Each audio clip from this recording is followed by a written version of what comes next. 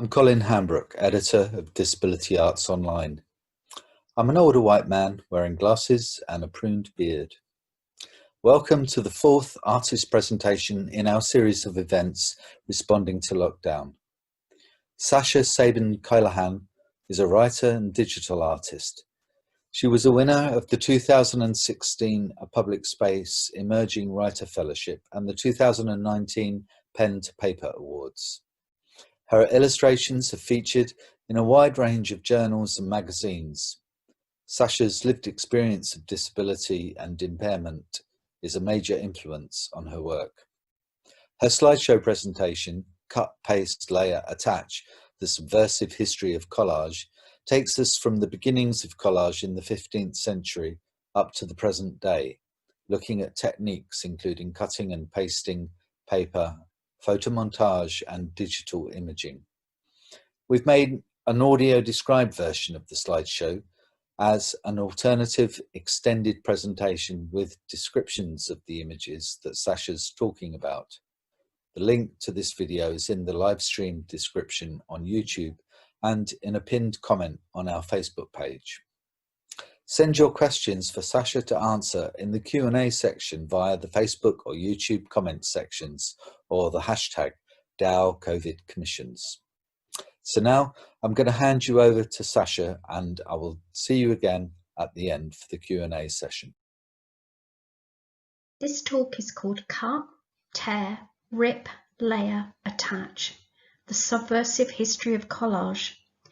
I'll be referring to images throughout, and detailed descriptions are included in the presentation notes. Collage, noun. A piece of art made by sticking various different materials, such as photographs and pieces of paper or fabric, onto a backing. The art of making collages. A collection or combination of various things. Origin. Early 20th century, from French, literally gluing. Every year, art institutions put on exhibitions called cut and paste. More often than not, these turn out to be a ragbag of tame cliches with minimal critical value and zero political context. Let's have a show about collage is as brilliant a curatorial statement as let's get some paintings, and yet nothing seems to stop cut and paste exhibitions springing up in every direction. Collage deserves more than this. It's a scalpel-sharp medium, ripping, tearing and cutting to heighten awareness of reality or point to an alternative. It's a genre and a community with radical roots, and it's an explosive art movement for the 21st century. I'm going to talk about the history of collage, how it functions, what it means, and the moments when it diverges from the mainstream and takes art in a new direction. The birth of collage is often attributed to artists Pablo Picasso and Georges Braque, when in 1912 Picasso assembled still life with cane chair, pictured here. I'll talk more about this in depth later on, because the real story begins hundreds of years before. Let's start with the basics. Glue has been around almost as long as humans have. The two images top left of this slide are of rabbit skin glue. The earliest adhesives came from plant resins and the bones, hides and skins of animals, and were used in furniture making and to mend ceramics. The image on the right is an illustration from an antique book on Japanese paper making. The first paper making process was documented in China during the Eastern Han period. During the 8th century, Chinese papermaking spread to parts of Asia, Africa, and the Islamic world, where pulp mills and paper mills were used for paper and currency making. By the 11th century, papermaking had arrived in Europe. Put glue and paper together, et voila! Collage existed before there was a word for it. This image here of a woodcut of St. Dorothea and the infant Jesus was produced in the 1450s. Crystals and tiny fragments of silver tinsel have been painstakingly glued to the saint's dress and the branches of the tree that she's sitting under. Elements of gilded sheets began to be used in the decoration of Gothic cathedrals around the 15th and 16th century, when precious stones and metals were glued to sacred images and their frames. And with the advances in medicine and science and an expansion of travel in the 18th century, collage was used to convey new knowledge and experiences, for recording personal events and documenting the natural world. A remarkable combination of art and science resulted in these stunning images created by Mary Delaney. Often mistaken for watercolours, they're actually carefully constructed paper collages, or mosaics as she called them. Delaney was an extraordinary woman. Born in 1700, she was 72 when she noticed the similarity between the geranium and a piece of red paper. She picked up a pair of scissors and imitated the petals in paper. The finished result was so accurate that it spurred her on to make more collage creations. Sourcing paper of all hues and shades, she was able to spontaneously cut the wafer-thin tissue, apparently without any drawing or planning, building up each specimen, sometimes using around 200 paper petals per flower. Exquisitely beautiful, Delaney's collages are also valued for their scientific accuracy. Every one of her 985 mosaics is labelled with the plant's Latin and common names, notes of when and where the image was created, the name of the donor, collection number, and her stylish monogram. Collage kept pace with the rapid shift from a rural economy to full-scale industrialisation. Early capitalism was brutal, but mass production meant that pastimes, which were once exclusive, became attainable escapism for the many. One of the first popular pursuits throughout Europe were toy theatres. The ones here were printed in Berlin and Barcelona. These early toy theatres were mass-produced replicas of popular plays, sold as kits to be built at home, including stage, scenery, characters and costumes. They were printed on paperboard and sold at playhouses for a penny plain, tuppence coloured. Hobbyists often went to great pains to not only hand colour their stages, but to embellish their toy theatre cast with bits of fabric and tinsel. Toy theatres were tiny but complex structures, intricate and lovingly assembled. They were a sensational, breathless bulletin from the newly emerging world of mass communication and global celebrity, a chance for ordinary people to touch their heroes in person. Innovations in the mass production of paper meant that from the 1840s onwards, instead of being a luxury product, it became an everyday commodity. Colour printing was also revolutionised. Suddenly, there was an explosion in colour. Just as new aniline dyes drove the textile industry, vivid chromolithographs populated fine arts publications, trade cards, labels, popular prints and books with pictures. Many of these images were destined to go into scrapbooks, like the rather superior one here. Also pictured are die-cut scraps, specifically for scrapbooks. These were printed in sheets and coated with gelatine and a gum layer, which gave them a glossy surface. They were then embossed to give the scrap their three-dimensional look.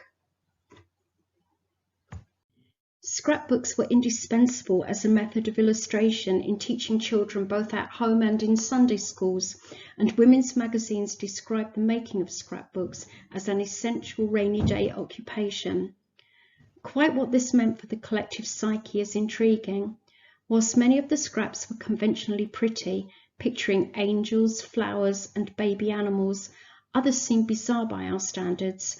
This selection of late Victorian scraps includes singing cats, a boy riding on a flying lobster, and a toddler that looks disturbingly like Boris Johnson. These small remnants of the strange and unusual are a signpost to the imminent arrival of the avant-garde movement in art and literature, which sought to release the creative potential of the unconscious mind. Which brings us back to Picasso's still life with chair caning. We can say that collage, as we now understand it, started to be widely used in the early 20th century. It was adopted by followers of Cubism, an early 20th century avant-garde art movement that revolutionized European painting and sculpture. The Cubists' aim was to show things as they really are, not just what they look like. And as the first Cubist collage, still life with chair caning creates a reality without using illusionism. Instead of utilizing traditional painting methods, Picasso incorporates a piece of commercially made oilcloth printed with a cane chair pattern and thick textured rope as a frame around an assemblage of forms, including a newspaper, napkin edge, and lemon rind. The appearance of strange materials like magazine cuttings, fragments of posters, sand, wire in paintings confronted stereotypes of what art was. When the Cubists placed industrially produced objects, low commercial value culture, into the realm of fine art, high culture, they acted as iconoclasts. They were literally image destroyers, about to be themselves engulfed by the biggest act of destruction the world had yet seen. Large numbers of artists experienced conflict firsthand in the Great War, either as combatants, medics, or war artists documenting life at the front. In response to the turmoil and trauma, reactions changed over a short period of time as nationalism and enthusiasm for battle morphed into feelings of loss and betrayal, pacifism and rage, directed not only at the institutions deemed responsible, but also at their own complicity. The image here is Max Ernst murdering aeroplane, a hybrid mashup human and mechanical death machine, illustrating a search for appropriate language to express the chaos and carnage resulting from modern industrial warfare. Artists were forced to confront and re-evaluate their subject matter, techniques, materials and styles, as well as their position in bourgeois society. And right on cue, here come the Dadaists, young, angry, anarchic, anti-imperialist, anti-war, revolutionaries fighting for the destruction of capitalism. For us, art is not an end in itself, but an opportunity for the true perception and criticism of the times we live in, was how Hugo Ball expressed it. The Dada movement kicked off on October 6, 1916, at the Café Voltaire in Zurich, where Ball and many others pictured in this photograph met to discuss art and speak out against the war lighting the sky up all around them. One thing was certain, the Dadaists weren't in the game as dilettantes or hobbyists. Their outrage was real, a genuine reaction to the horrors of the war, and shock and awe seemed to be at the heart of their modus operandi. It's not hard to see why they embrace collage and found object sculpture. Collage by its nature is riotous and anarchic. They scoured their cities for discarded detritus of a consumer culture, fashioning it into art, and their fellow citizens were duly amazed and outraged. This direct challenge to the separation of art from politics was an unashamed provocation to the old order, and as early as 1924, Dada appeared on Adolf Hitler's most wanted list as a dangerous threat to national identity. This led inevitably to the Nazi condemnation of Dada, and I want to look at some of the Dadaists whose art was labelled as degenerate, beginning with Kurt Schwitters. Schwitters, born to a prosperous middle-class family, was an unlikely revolutionary who developed epilepsy in his early teens, an event which changed his view of the world for the rest of his life. He worked across genres and media: Dadaism, constructivism, surrealism, poetry, typography, and was a pioneer of installation and performance art. Soon after World War I, Schwitters established a Dada group in Hanover and began work as a collagist, creating compositions assembled from everyday objects. After his art was declared degenerate, Schwitters fled to Norway in 1937 and then to Scotland on the last boat to leave before the German invasion. Another Dada member to be denounced by the Nazis was Hannah Höch, a German artist and originator of photomontage. Her fierce criticism of capitalism, imperialism, and the subjugation of women was guaranteed to mark her out as a cultural Bolshevist. Her early work, shown here, cut with the kitchen knife Dada through the last Weimar beer-belly cultural epoch in Germany, is a snappy summing up of her views on the political, social, and economic bankruptcy of German society. The title for this piece illustrates her critique of the bloated and heavy-handed nature of the male-dominated Weimar Republic, but it can also be read as a sideswipe at some of her Dadaist comrades, particularly Max Ernst and George Grosz. Did they find her ferocious attack on gender stereotyping too provocative and outspoken, even for a group that set out to confront convention? Whatever, Höch kept going, disrupting the patriarchy and traditional gender roles and representing women as dolls and puppets, mindless products for consumption. And talking about the patriarchy brings us rather neatly to Max Ernst, one of the movers and shakers behind Dada, and a surrealist from the moment he had a fever dream as a child, featuring a girl and boy threatened by a giant nightingale.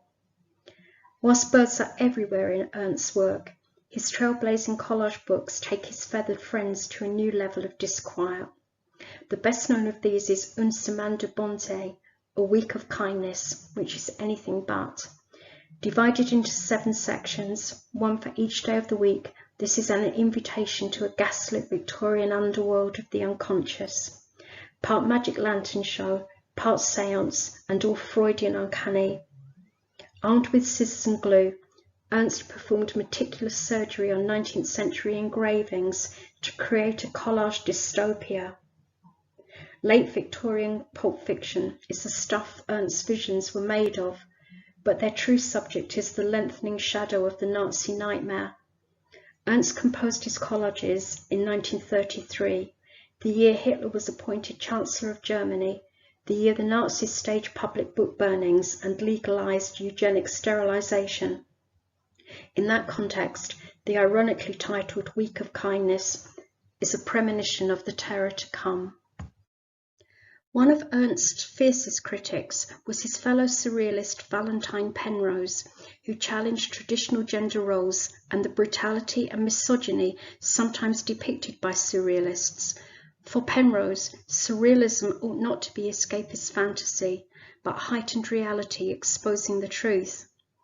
Her collage novel, which she began in the 1940s, was a counterblast to Ernst's depiction of the dysfunctional and bizarre. Her work is equally transgressive, but in the form of eroticism rather than melodrama.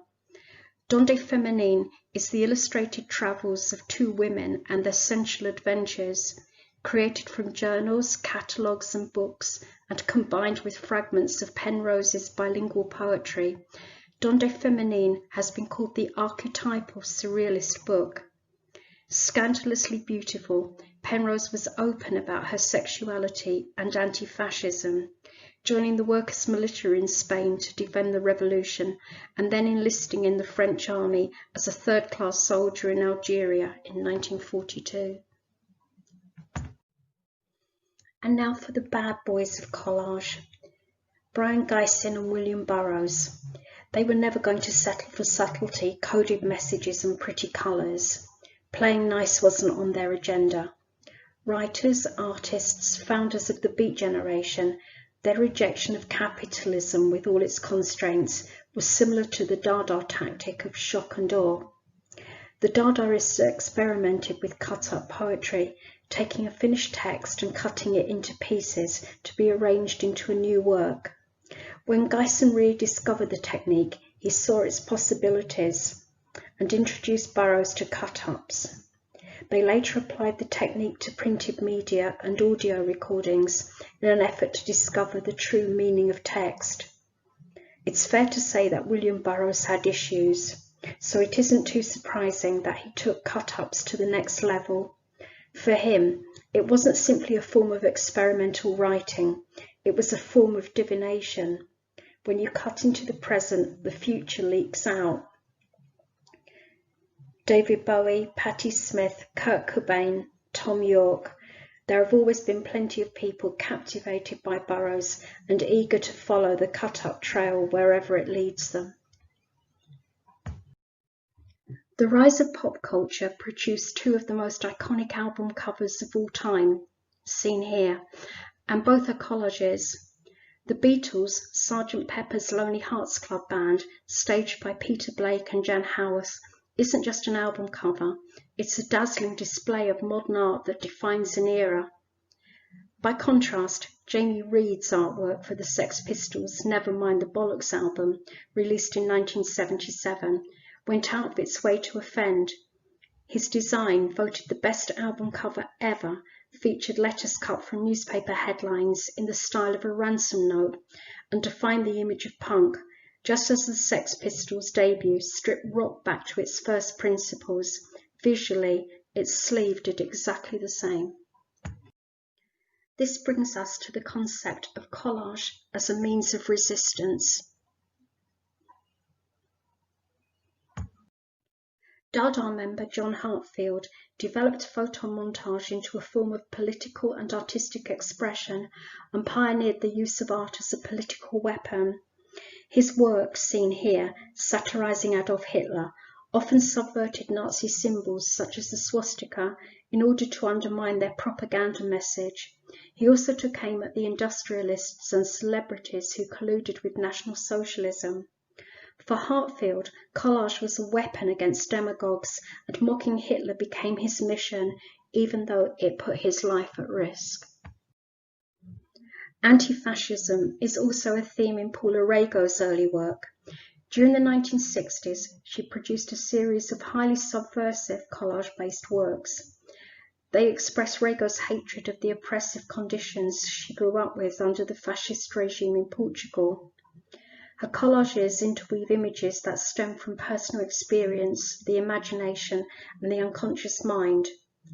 Rego began her collages by drawing various forms onto different pieces of paper and then violently cutting them up. She then pulled together a fractured narrative by repositioning and reworking the pieces onto a canvas until they felt just right. There's seldom any sense of structured order in her collages, but whilst the colourful and brutalised shapes are complex, they always have a story to tell. These stories spilled into collages denouncing the Vietnam War and challenging the massive growth in consumer culture. Penny Slinger's photo montage sequence, I hear what you say, I see what you mean, read my lips, created in 1973, seen here as the middle image, uses sexualized imagery and text to challenge advertising from a feminist perspective. Barbara Kruger's early monochrome paste-ups are influenced by her experience as a magazine editorial designer, and examples of her instantly recognizable slogans include "Money can buy you love," seen here on the right, "I shop, therefore I am, and your body is a battleground," appearing in her signature white letters against a red background. Most of her work deals with feminism, consumerism, individual autonomy and desire, and she frequently appropriates images from mainstream magazines, using her bold phrases to frame them in a new context. Peter Kennard and Kat Phillips' photomontage photo-op of Tony Blair taking a selfie against a backdrop of a burning oil field was described by The Guardian as the definitive work of art about the Iraq War. The image was created in order to be a visual protest and portray the conflict as it happened and not wait until afterwards to make a history painting. It was produced in response to the anger they felt at the government's decision to go to war in Iraq in 2003 in the face of widespread public protest. They described their need to create something that reflected and validated this public opposition, sentiments they felt were not reflected in the mainstream media at the time. The artist, known as Cold War Steve, is Christopher Spencer, a probation officer from Birmingham who specialises in surreal, satirical and hilarious collages originally made on his phone and iPad. His work features public figures in typically English settings, seaside towns, low-cost supermarkets, caravan sites, car boot sales, a nostalgic place of Freybentos pies and insipid high streets. Among his cast list are Nigel Farage, Boris Johnson, Jacob Rees-Mogg, Dominic Cummings, the Queen, and most notably, Phil Mitchell, the EastEnders character played by Steve McFadden, who appears in almost every collage created by Spencer. He's an everyman, an observer, the hero of the pieces, the anchor to the real world. He's me looking on in disbelief, really, Spencer says. I know from my Twitter audience they're completely dismayed by what's happening. Not just Brexit, but Trump, the rise of the far right, the increase in hate crimes. But there's something quite powerful about laughing at these people, flaying them alive with humour and sarcasm. Gabriel Garcia Roman grew up in a Mexican family living in Chicago. Frescoes and paintings of saints in cathedrals were his first introduction to art and have a strong influence on the work he makes today. The images seen here are from a series of portraits of queer black activists depicted with halos and standing against a background formed from their own words. These portraits incorporate weaving, folding, cutting, interlacing prints and collaging. Roman focuses on activists, community organisers and artists whose work directly empowers the LGBTQ community, the modern-day saints who work with undocumented people to eradicate HIV or help victims of the broken prison system. My work is about identity and representation, he says. I like to shine light on the disenfranchised. Kurt is Dead, But We Are Not is the title of a recent exhibition at the Museum of Modern Art in New York. And I want to finish by considering the legacy of Kurt Schwitters and looking at how rapidly collage is changing. At first glance, the cut-up technique adopted by artist and writer Graham Rule isn't so different to that of William Burroughs, but elements of Rule's practice set his novel Woman's World well ahead of the game. There's the sheer scale of the project and the amount of self-discipline and planning which went into its formation. Woman's World is 437 pages of collage made up entirely from fragments clipped from vintage women's magazines. The reassembled text, which is part thriller, part self-improvement manual, tells the 1962 story of Roy and his sister Norma's struggles to live up to the prescribed ideals of feminine perfection, a narrative so far away from Burroughs' misogyny and mysticism as to be in another universe. Agnes Montgomery creates beautiful and sophisticated collages, hand-cut from paper and built up in layers that have a film-like quality. The images here are the artwork for Panda Bear's Person Pitch album. Montgomery was sent one song at a time over the course of a year, and the result was a series of 8 collages. Each is a visual match to a piece of music from the album, and is a sample of different influences which have been mixed and put back together in a new form. Pum Dunbar is a painter and collagist who's fascinated by the psychological aspects of human relationships. Her practice developed out of her own creative response to autism. Her collage work explores the world from a neurodiverse perspective, and she uses collage as a research method to investigate the invisible processes involved in establishing a sense of self.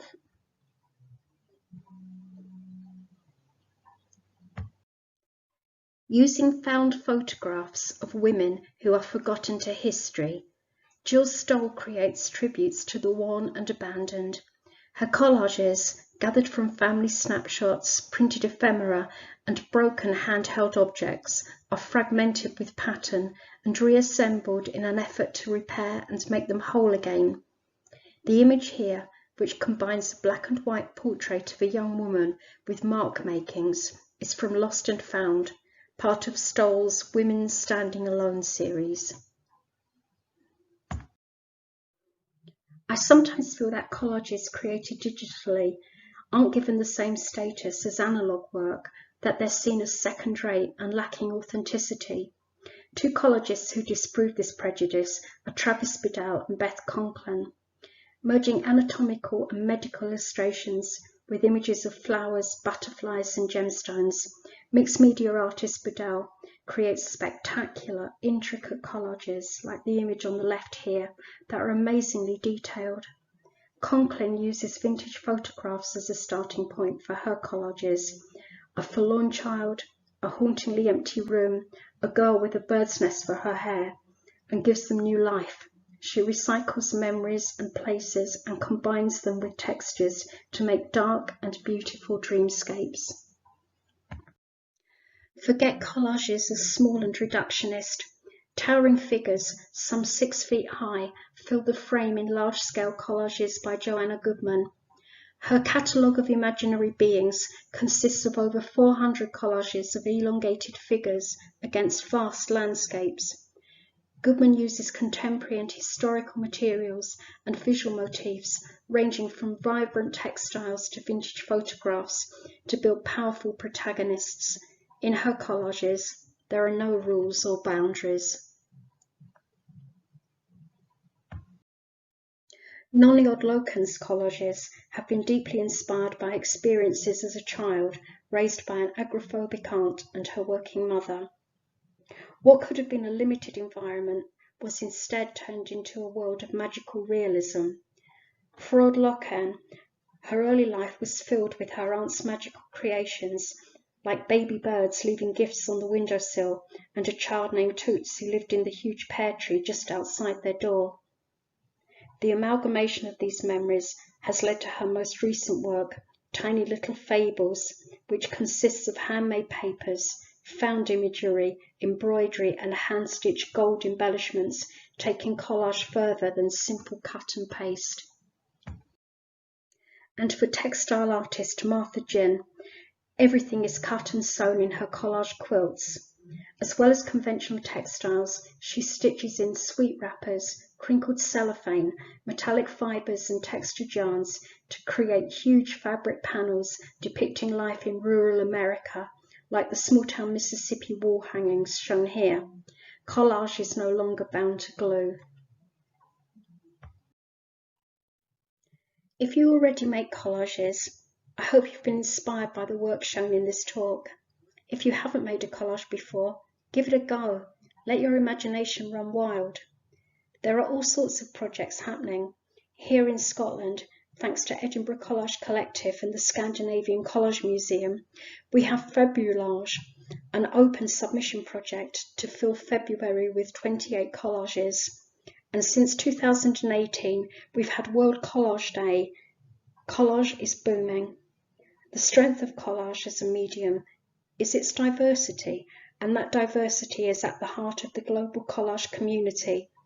Collage challenges the art canon. It mixes materials, creates new thinking, subverts the mainstream. Don't settle for any old exhibition called cut and paste when collage can change the world.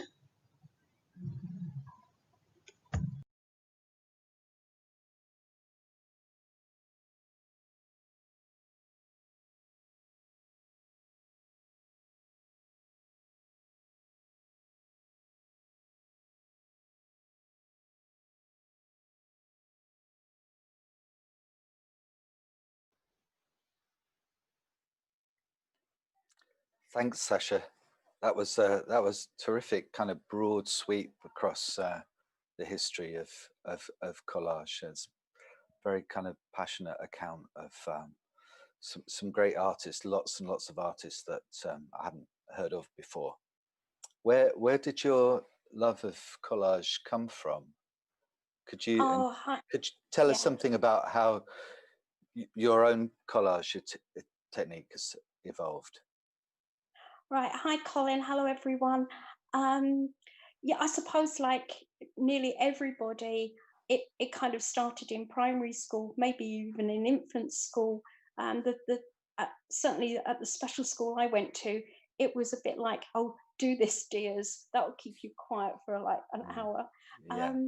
But obviously, with the advent of digital collage, my interest really started to take off then. And there are so many things that are available now to, for disabled people to actually produce fantastic artwork through digital methods.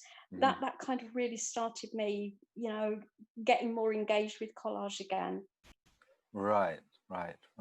And I mean, it's been wonderful seeing the output that you've been putting out on the Dow Facebook group over the last couple of years, I think.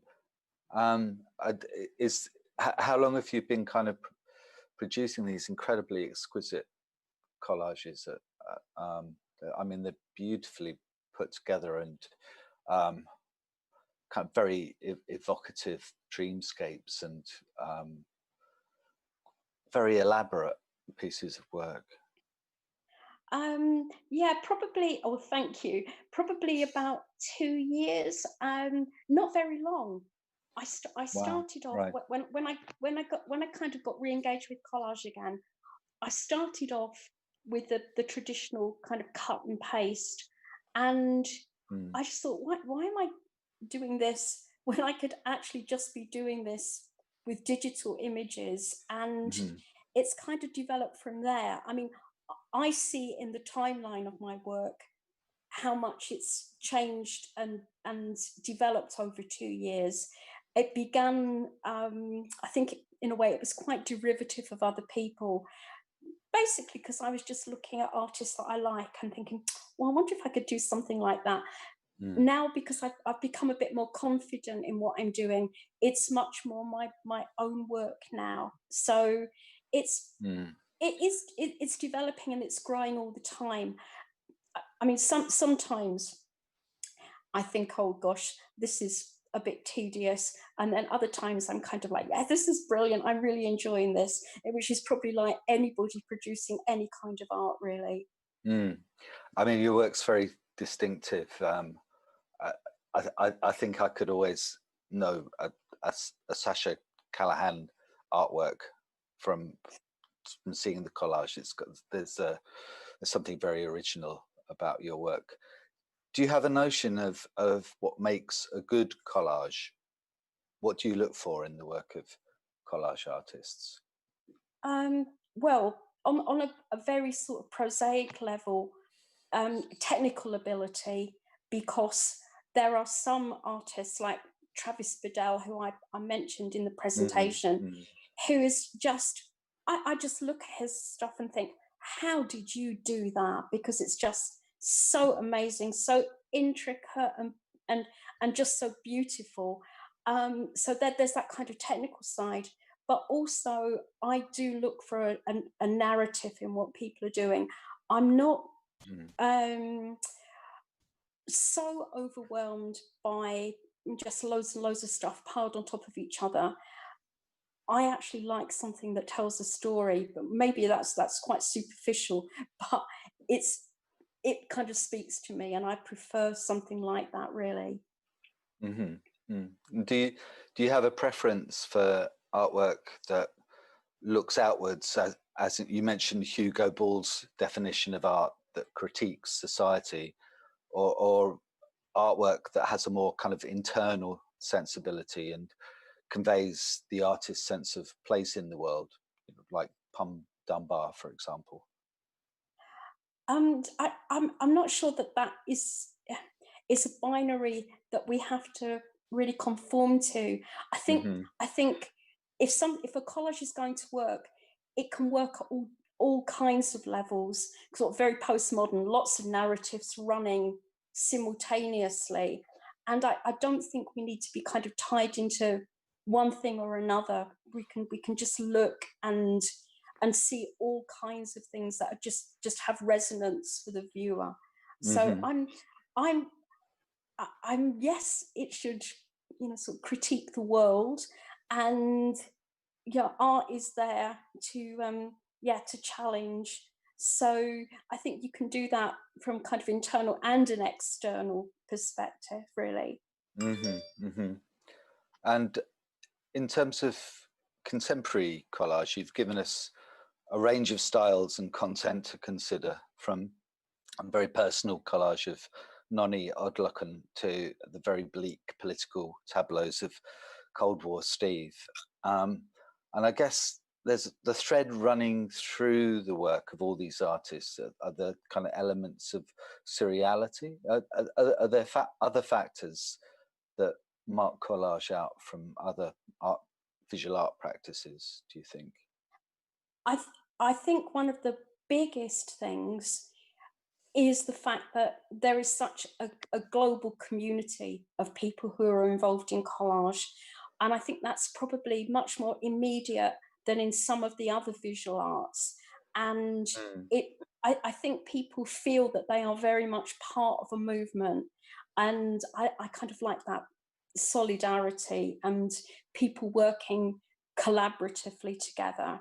And I'm not sure that you get that so much in other aspects of visual arts. I think it's the fact that collagists, I think, have always seen themselves as part of a social movement that actually differentiates collage from other art forms.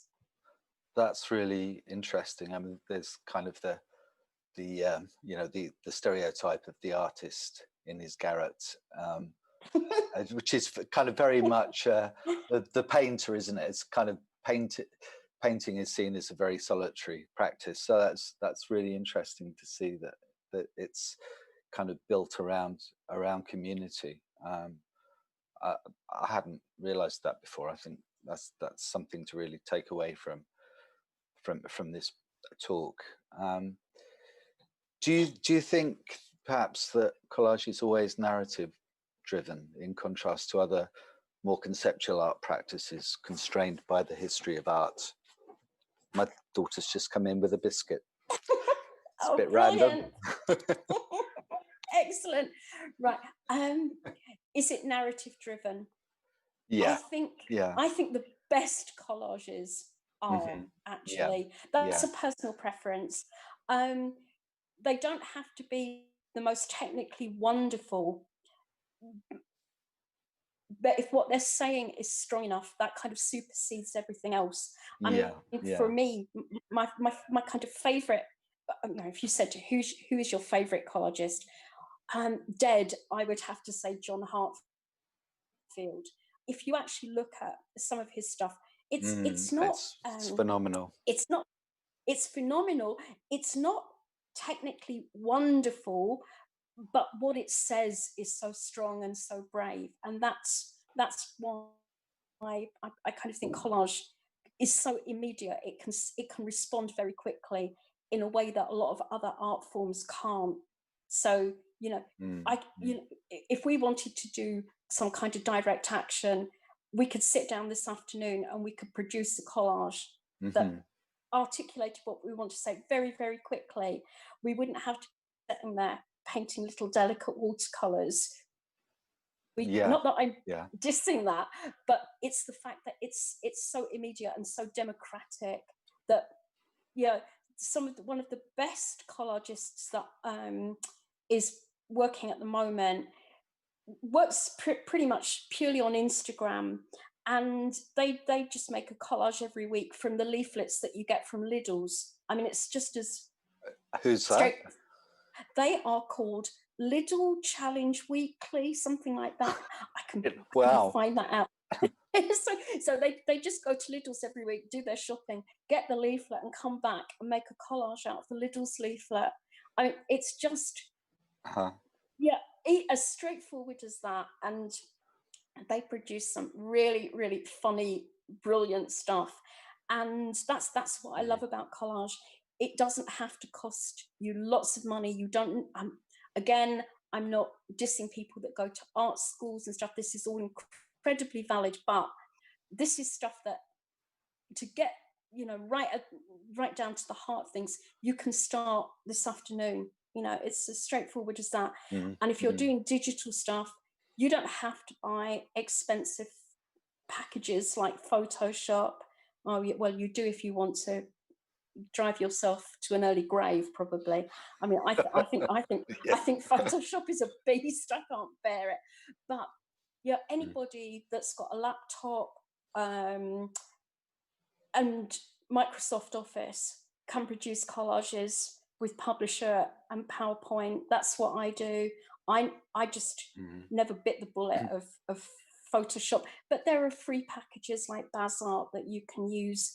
This is all really immediate, and you know, collage is it's a phenomenon of mass production and democracy. So it's interesting that it's becoming even more of that, and yeah, it's just really exciting. The work that people are doing at the moment is, I just think collage is going through a massive revival. It's just brilliant, really exciting. And you know, encouraging people who are kind of beginning for the first time. Do you have any tips on gathering materials and tools? You've mentioned a few bits of software there, but kind of I'm thinking more of the images themselves. Sure. I mean, go on any of the public sources site. I mean, go and have a look at things like Pinterest. Just be careful about the copyright things. Some things are copyright free, and there's no problem with that. If you're just doing stuff for your personal, you know, use, then I wouldn't be too bothered about copyright. If you're going beyond that, there are free image websites like Unsplash that you can subscribe to, and no one is going to be horrible to you because those images are all freely available. So from that point of view, there's loads of stuff out there. But if you go and look on Facebook at things like World Collage Artists, Collage Art Revolution, there are loads and loads of collage Facebook pages, and people who post there are more than happy to answer any questions that you've got. I'm always amazed at how friendly and supportive the responses are when people have queries, even if it's about something as well, for some people might think it's quite mundane, but what kind of liquid glue to use. You know, people are fabulous. Don't ever hesitate to ask, because there are people who are dying to actually help and support you. Fantastic. Thanks ever so much, Sasha. We've had a couple of lovely comments from the audience. Ruth Hoare said, a really excellent presentation and appraisal. Thank you so much. I've made collages since childhood too, and they're hugely therapeutic. And Helen Jones said, really great presentation, very inspiring. That's thank you. It's been a real pleasure, Sasha. I've always loved seeing your work up on the DAO Facebook group. I'd like to thank everybody who's come on to join us this afternoon for this very informative talk with Sasha Callaghan. Thanks ever so much, Sasha. Thank you. It's important to us at Disability Arts Online to get feedback on our artist presentations, especially as broadcasting like this is relatively new to us. We're pasting a link to our feedback form on YouTube and Facebook, so if you could fill it in, our audience out there, that would be very helpful. Thank you. Our next presentation, next Wednesday, the 16th of July at 3 p.m, streamed via Facebook Live and YouTube, will be with multidisciplinary artist, socially engaged practitioner and creative producer, Priya Mistry. Priya presents Glitter and Guilds, Sustainable Collective and member-led structures with short films from Kitty's Laundrette in Liverpool, the Portland Inn Project in Stoke, and the Contact Theatre in Manchester. Join the commission groups to chat and share in a conversation on these organisations' approach to good mental and physical health, permeating ways of living and working. And it just remains for me to say thank you once again to Sasha and to everyone for joining us in and watching. And that's it for now.